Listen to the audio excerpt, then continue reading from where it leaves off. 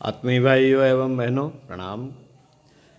साथियों, आपको पढ़कर सुना रहे थे व्यक्तित्व के परिष्कार में श्रद्धा ही समर्थ, लेखक पंडित श्री राम शर्मा आचार्य। आइए इसी क्रम में पढ़कर सुनाते हैं। पिछले वीडियो के क्रम में आत्मिक प्रगति के लिए उत्कृष्ट शिक्षा की आवश्यकता। साथियों, हमारे जीवन यापन की क्रियाओं में पाप का पुट प्रवेश न करने पावे, इस सावधानी के लिए ज्ञान की अनिवार्य आवश्यकता है।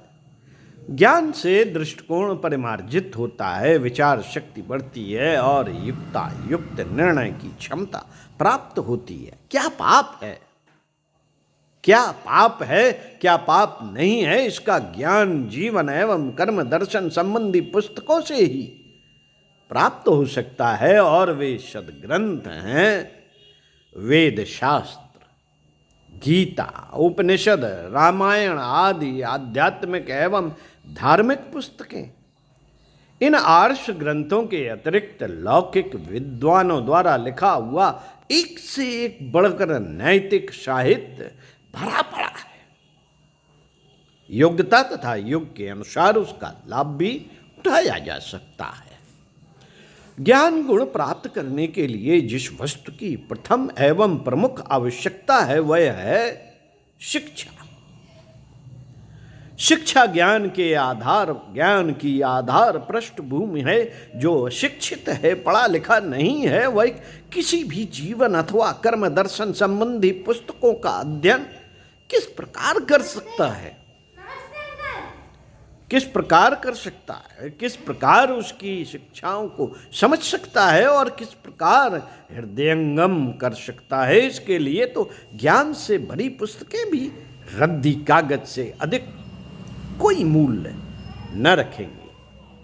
अनेक लोग कबीर, दादू नानक, तुकाराम, रैदास, नरसी, यहाँ तक कि शुकरात, मोहम्मद और ईशा महात्माओं एवं महापुरुषों का उदाहरण देकर कह सकते हैं कि यह लोग शिक्षित न होने पर भी पूर्ण ज्ञानवान तथा आध्यात्मिक सत्पुरुष थे। इनका संपूर्ण जीवन आजीवन निष्पाप रहा और निश्चय ही इन्होंने आत्मा को बंधन मुक्त कर मोक्ष पद पाया। मित्रों, इससे सिद्ध होता है कि निष्पाप जीवन की सिद्धि के लिए शिक्षा अनिवार्य नहीं है। ऐसा कहने वाले यह भूल जाते हैं कि अनायास ज्ञान प्राप्त कर लेने वाले महापुरुष अपने पूर्व जन्म के संस्कार साथ लेकर आते हैं। एक ही शरीर से जीवन की इतश्री नहीं हो जाती।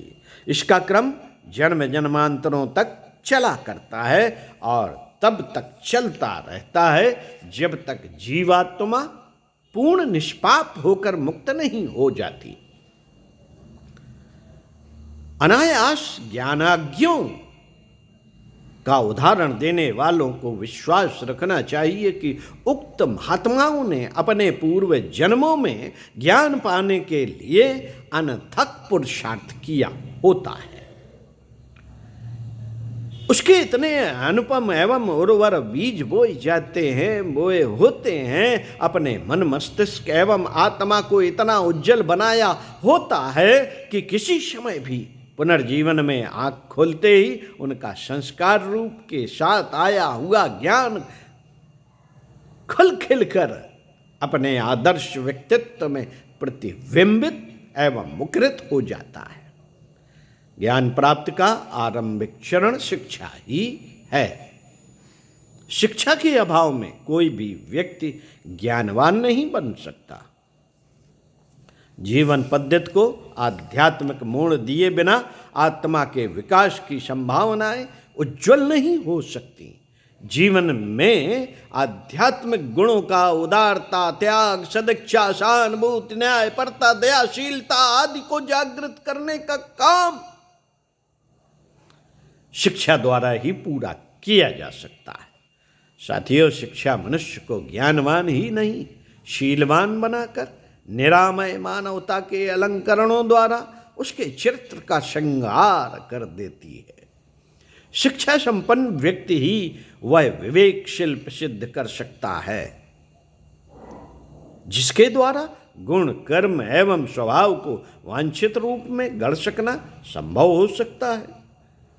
अशिक्षा व्यक्ति का संपूर्ण जीवन क्या बाह्य और क्या आंतरिक विकारों एवं विकृतियों से भरा हुआ उबड़ खाबड़ बना रहता है।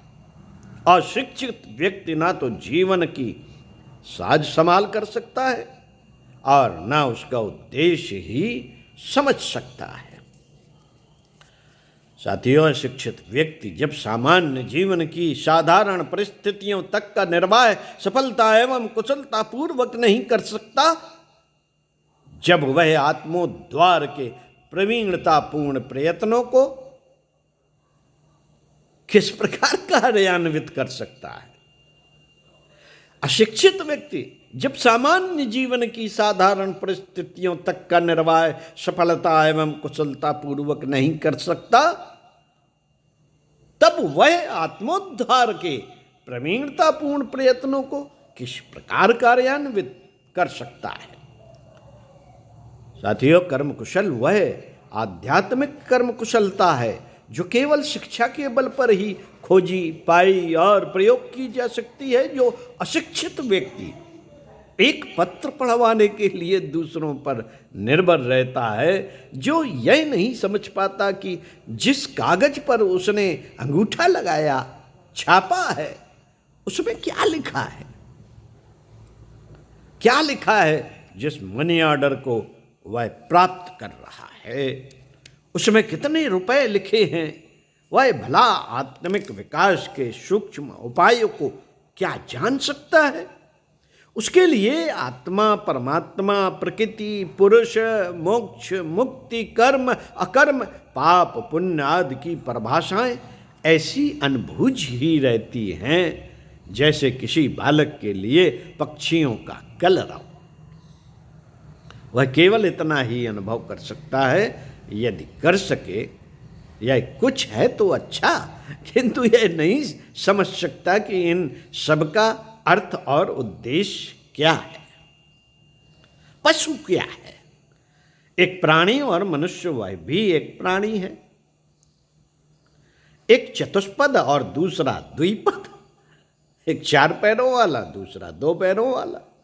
दोनों खाते खेलते और एक से अनेकता संपादित करते हैं। दोनों भूख प्यास अनुभव करते हैं और दोनों नींद से निमिलित होते हैं। दोनों स्वार्थ के लिए लड़ते झगड़ते और दोनों ही समान रूप से अपने सामान्य हित अनहित को जानते हैं। जैसे अन्य पशु पक्षियों को दुख सुख की अनुभूति होती है, उसी प्रकार मनुष्य को भी जीवों के असंख्यों आकार प्रकार में से एक मनुष्य आकार भी है। हाथ, पैर, नाक, कान, पेट, पीठ संबंधी काय कौतुक पशु और मनुष्य प्राणी के बीच किसी मूल एवं महत्वपूर्ण भेद की प्रवक्ता नहीं है। साथियों, संसार के अन्य प्राणियों से भिन्न मानव प्रणाली मनुष्य की यथार्थ संज्ञा का अधिकारी तब ही बनता है जब वह प्रकृति प्रेरणाओं एवं प्रवृत्तियों का परिष्कार कर आध्यात्मिक आलोक में उनका प्रयोग कर सकने की योग्यता विकसित कर लेता है। अन्यथा अन्य प्राणियों और मानव प्राणी में कोई अंतर नहीं है। जिस प्रकार जीव जगत में किसी को गाय, बैल, घोड़ा, गधा, हाथी, हिरन आदि अभिधानों से संबोधित किया जाता है, उसी प्रकार इस द्विपदगामी मनुष्य को भी नर पशु नाम से पुकारा जाता है। मित्रों, अन्य जीव जंतुओं तथा मनुष्य के बीच जो मूल एवं महत्वपूर्ण अंतर है वह है मनुष्य आत्मजीवी है, जबकि अन्य जीव शरीर जीवी होते हैं। उनकी सारी इच्छाएं, अभिलाषाएं एवं आवश्यकताएं केवल शरीर तक ही सीमित रहती हैं, जबकि मनुष्य की अभिलाषाएं आध्यात्मिक और आवश्यकताएं आत्मिक स्तर तक जा पहुंची हैं। वह विवेक बुद्धि अन्य प्राणियों में नहीं होती, जिसके प्रसाद से मनुष्य ने आत्मा को जाना, पहचाना और उसके उद्धार के लिए प्रयत्न पथ का प्रस्तुतन किया। साथियों, स्वाध्याय सत्संग का क्रम बनाए रहते हुए आपसे अपेक्षा है कि चिंतन मनन का क्रम जरूर बनाए रखिए और पढ़ते रहिए कुछ अच्छा और सुनते रहिए कुछ अच्छा। समय प्रबंधन कीजिए। समय ही सबसे बड़ी बहुमूल्य वस्तु है जो ईश्वर ने आपको प्रदान की है। इस समय को यदि स्वाध्याय सत्संग चिंतन मनन में थोड़ा सा नियोजित कर लिया जाए तो साथियों, निश्चित ही ज्ञान विज्ञान की धाराएं हमारे जीवन में फूट पड़ेंगी और हम तुच्छ से महामानव की ओर अग्रसर होने लगेंगे। इन्हीं शब्दों के साथ अगले वीडियो में मिलते हैं आपसे इसी विषय को कंटिन्यू करने के लिए। ओम शांति।